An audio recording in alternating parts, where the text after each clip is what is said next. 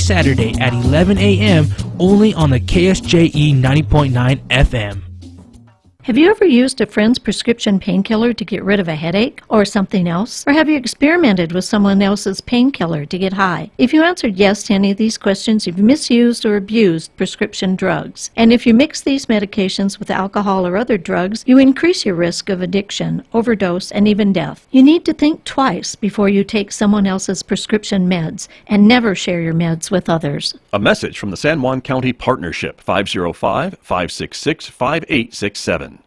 Tune in for Philosophy Talk, the program that questions everything. Accept your intelligence. Coming up, should everything be for sale? Isn't a market in human organs just repugnant? Selling cigarettes is repugnant, but so what? Doesn't our repugnance suggest that there's a moral problem? Or maybe it just clouds our judgment about what's right and wrong. Repugnant markets. Should everything be for sale? Next time on Philosophy Talk.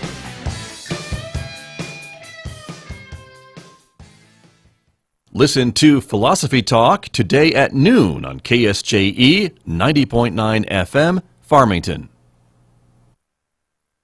KSJE is supported by San Juan Regional Medical Center, here to meet your urgent and emergent medical needs, whether they are COVID-19 related or not. Medical emergencies happen when you least expect them, whether it's a stroke, heart attack, illness, or injury. San Juan Regional Medical Center's caregivers are here to provide care to you and your loved ones. Find out more online at sanjuanregional.com.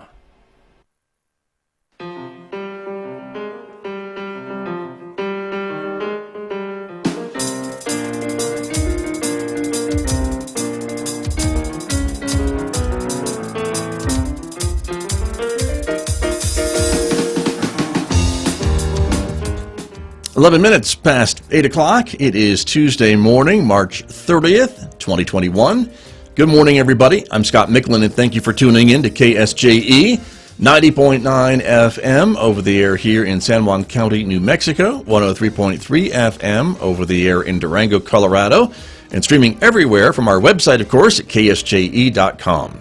Welcome also to our viewers who are watching our visual radio program, streaming live this morning to the KSJE Facebook page, our YouTube channel, and our Twitter account. We are glad that you are with us this morning as well, everybody, because coming up in the next few moments, we're going to get an update of everything going on at Bloomfield schools these days. Bloomfield School Superintendent Dr. Kim Mizell is my guest. We'll be talking with her in the next few moments, so please stay tuned for that starting this morning. And then, of course, later on, it is Tuesday, so we'll be checking in with Amber Francisco over at the Farmington Regional Animal Shelter, and Amber will be talking about some of the pets available for adoption this week, including the pet you see on the screen right now. That's Wonder Dot, and we'll be learning more about Wonder Dot later on this morning at 8:50 a.m. on KSJE, so we hope you'll stay tuned coming up later on this hour. Next hour, Mick Hess is going to take us roving with the arts. It's our classical music program, of course.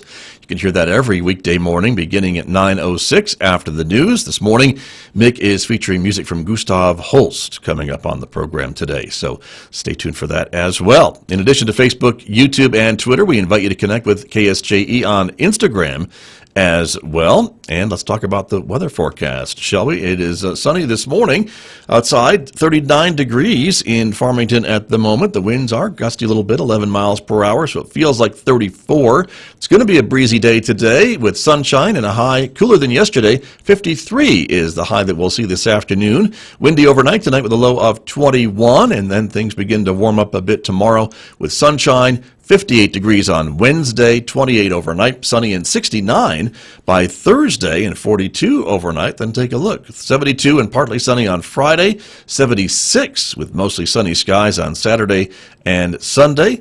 Lower 70s again with partly sunny skies on Monday, and overnight lows down into the 40s. Well, let me introduce my guest who is joining us this morning, as I mentioned, from the Bloomfield School District, Superintendent of Schools with the Bloomfield School District. Dr. Kim Mizell is my guest. Dr. Mizell, good morning. Nice to see you.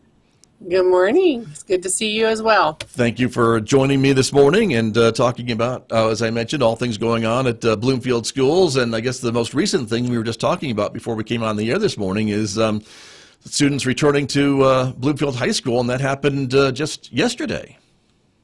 Yes, they returned yesterday in our elementaries and Junior high will return on April 5th. Very good. And so I know it's maybe too early to tell, but that return to Bloomfield High School was after almost over a year, right? That the students had been out of the classroom. Yep, we anniversaried a year at spring break. Wow. Wow. So they've been out of school for an entire year. We started the hybrid model after the holidays, where we had 50% come on A/B schedules. So we've had kids in the high school for a while now, but full 100% was effective yesterday. That's what was the difference. But we didn't have 100% opt-in, so we Right. still have remote learners out there. And so we're just moving through the rest of the year. Hopefully they enjoy the opportunity to be with their friends and learn from their teachers face-to-face.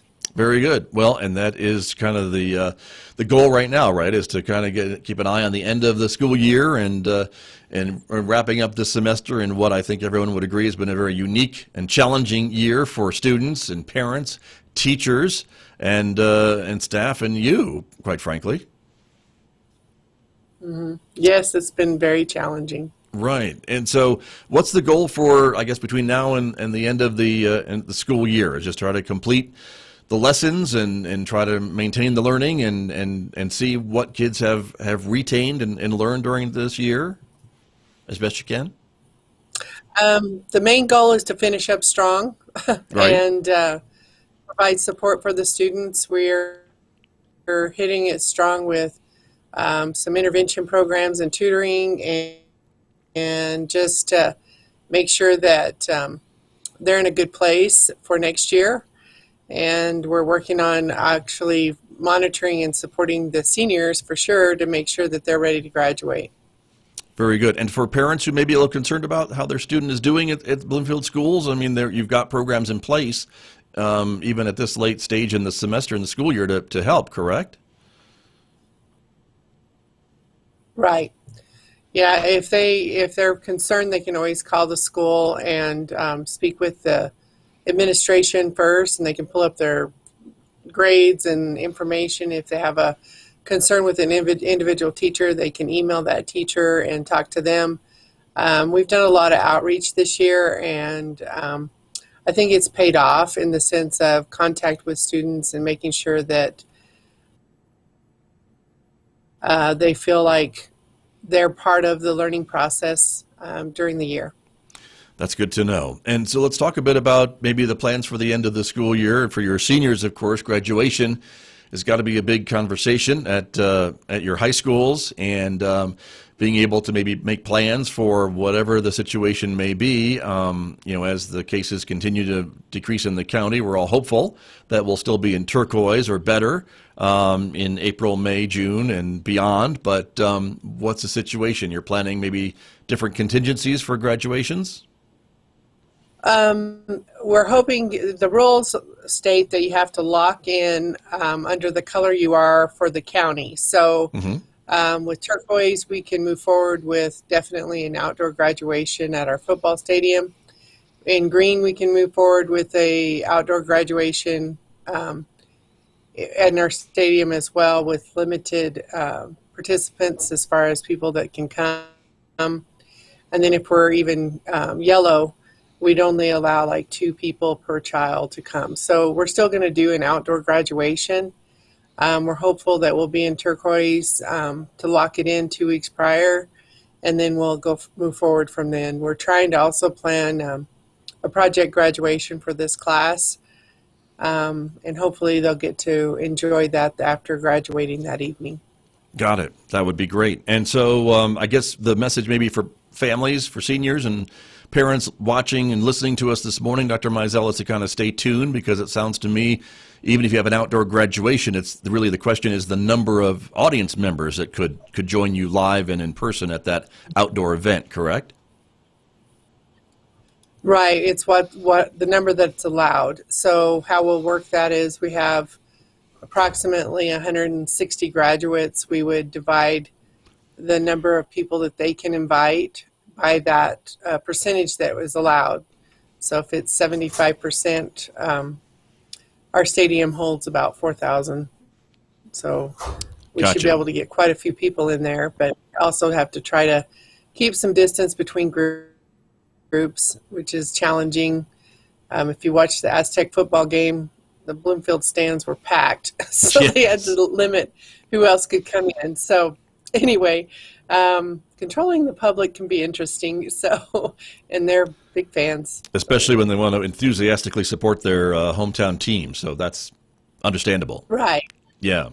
And, Right, and we have such a rivalry with Aztec; it's just crazy. So Right. we definitely can pack a stadium. No kidding. With games if we need to. Very true. And that brings me to talk to you a little bit about the football team, the Bobcat team, because you, the Bobcats, are going to be playing Deming in Albuquerque, right? That's the next game coming up. Actually, we're playing Loving in Albuquerque at the UNM Stadium. But that's a pretty big so we'll be, deal. Yeah, it is. I don't even understand how they did the selection process for regional bowl games, but that's who it ended up being. So, I'll be headed down to Albuquerque to watch them in the UNM Stadium. So that's kind of fun. Okay. Well, congratulations. Good luck to the Bloomfield Bobcats as they do that. And again, this is all part of the NMA. They're exciting to watch in our basketball. Yeah, I can imagine. And I think getting the student athletes back on the field and back on we have a little delay. We do. Getting your student athletes back on the field and on the court, that's been an important thing for your students as well, hasn't it, recently? Yes, and they're very exciting to watch. Both boys and girls sports are always fun to watch. And our basketball team beat PV the other day, so I'm kind of proud of them. They scored a pretty high-scoring game, and they're fast-paced, and they're fun to watch. So I watched them on the TV at home, which is really nice because we have the video streaming. And they're pretty impressive, so I want to invite everybody to come watch them play. Very good. They should do that for sure and support the Bloomfield Bobcats as they get back on the field and on the courts, as we have mentioned. One of the things I wanted to ask you about, you were working, you and your staff, working on budgets now. And so after the state legislature, of course, is wrapped up, we're waiting on the governor to approve the budget. But do you have some good indications of where you'll be financially in the new school year and budget year that begins July 1st? We're kind of just hearing rumblings that we'll be not really having a big increase. We will have an increase for employees to try to cover the increase in insurance. Other than that, our student unit value is going to stay pretty flat, not big increases. And Bloomfield has struggled with lost enrollment just like all the other districts in the area, and so we were disappointed that we weren't going to be held harmless, and so we're going to have to tighten up our belts. But we also have a positive note that we'll receive full credit for the impact aid dollars, when in actuality in the past we only got like 25%. So now we're going to get 100% of that, and that's about $2.6 million to the district. So that will help with our SEG values. Right, and that is significant, I think, too, because that's affecting not only your district but others in New Mexico, and will be an additional funding from here on out. Isn't that how you understand it?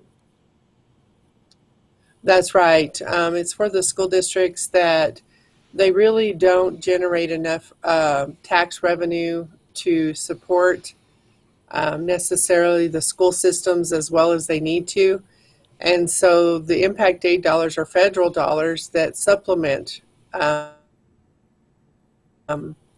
schools and primarily Native American boundary border school districts receive funds for that.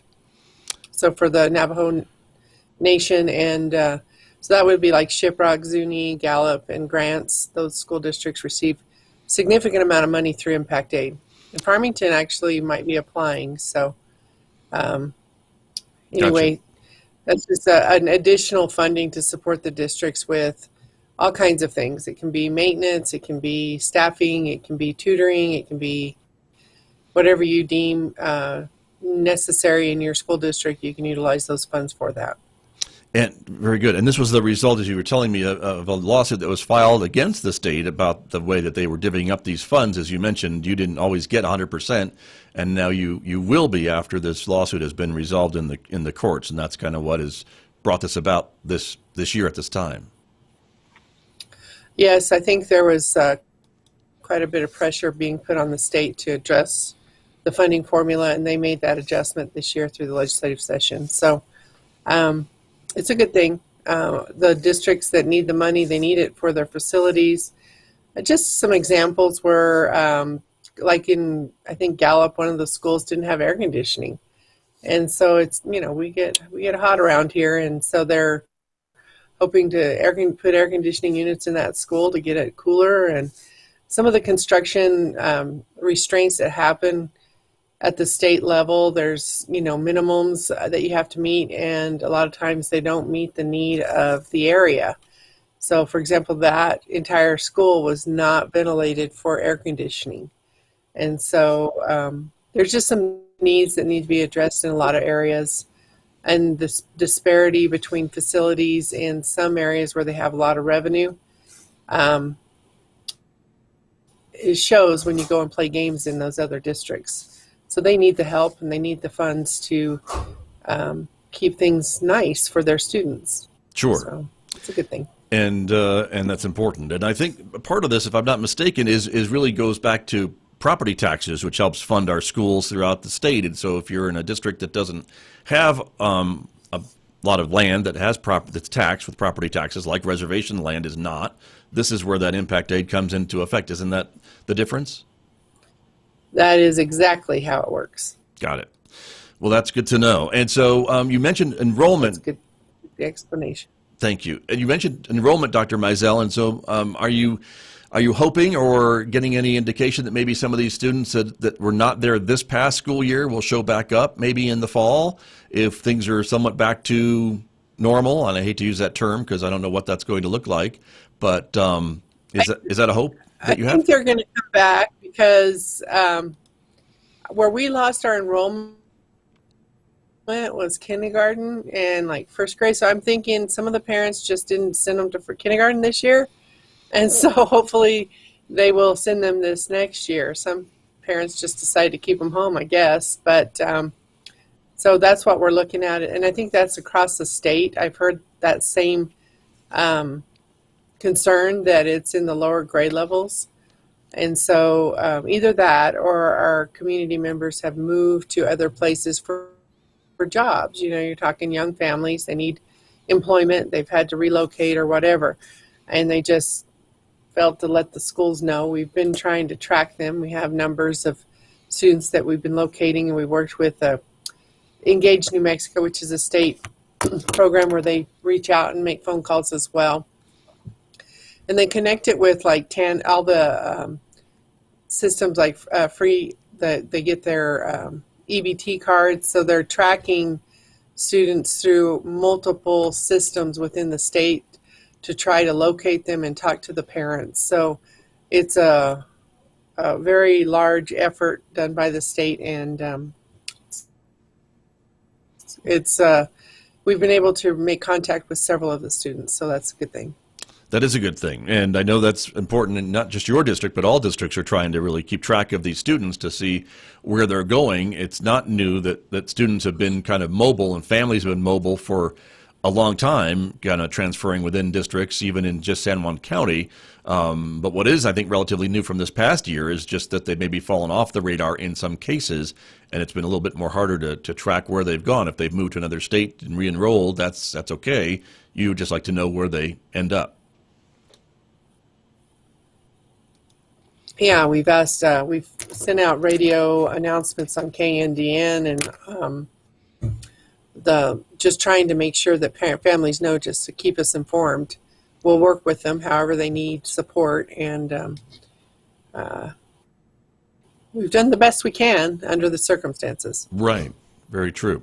So in the fall, Dr. Mizell, and I think you were telling me too before we came on the air this morning that your plans are to still offer, if families requested or wanted, virtual learning for their students in addition to hopefully face-to-face if things have opened back up by August, which we all hope that will be the case. But virtual will be kind of an ongoing option for your parents? Yes, we really want to encourage the lower grade level families to send their kids to school, though. It's very difficult to teach reading virtually and remotely unless the parents are really involved. Right. So we want to encourage, we prefer the traditional in-person scenario for students, but we will offer a remote learning option. Got you. And that's for all grades? Yes. Very good. Dr. Mizell, I wanted to ask you a bit about, it was in the news, I forget exactly if this week or last week, but you had a small fire at one of your buildings in the district, and it was in the roof, I think, not necessarily causing a lot of damage inside the building, but can you give us some update of what happened and how things are going with that building, what the damage was? Yeah. Yes, it was a heating and cooling unit that overheated and caught fire. There was some structural damage of the roof, but we didn't lose anything on the interior. We had a computer lab and some technology stuff that we were worried about, but it's okay. That part of the school is closed. Still, it was a separate building from the main building. And those of you who live in Bloomfield, it was the old kindergarten building, which is now utilized for like physical therapy, our testing lab, and support for students, different types of students that need additional support. They have bigger rooms. They have like the larger kindergarten rooms. So we had to relocate everything. So they were moved into the main building, and we're waiting on the insurance people to look at it and file the claim and basically determine what we can do in repairing it. It's repairable. There's not, it's something that we will fix for sure. So the building isn't ruined. Good to know. And this was at the elementary school? Yeah, Central Primary. Central Primary, pardon me. Thank you. And so it's good to know that building will be put back into use after the repairs are made and allow you to continue to use that space. I always have to ask you about the car giveaway because it's, I think, a great genius idea for your students and your older students in the high schools. And that is still ongoing, right? You're going to have students in a drawing for a new to them car at the end of the school year, depending on their GPA, right? We have two newly used cars. How's that? Gently used. We work in partnership with Gently Used. Yes, that's good.